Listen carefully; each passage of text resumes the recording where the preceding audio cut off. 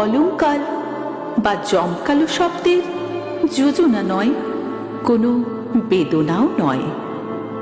স্খলন, ক্ষরণ কিংবা অসামঞ্জস্যের ভিতর থেকে তুমি বেরিয়ে এসো অবান্তর কোনো কবিতার মতো।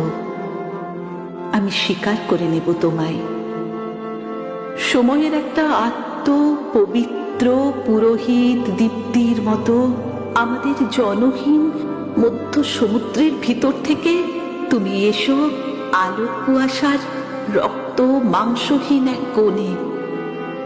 দুপুরের রাত কিংবা খোলা জানালার সমগ্র সৌন্দর্য তোমার চোখে। হোক না পুরনো কথার পুনরুক্তি, উঠুক জেগে অজস্র ডালপালার ভিড়ে চাপা পড়া আবেগ।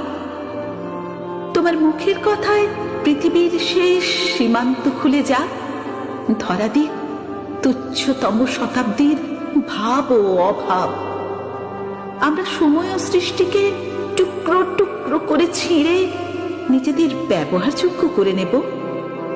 একটি ঘাস ফুলের মতন হাতের তেলোর মধ্যে এক কণা বালির ভিতর থেকে তুমি জেগে উঠো।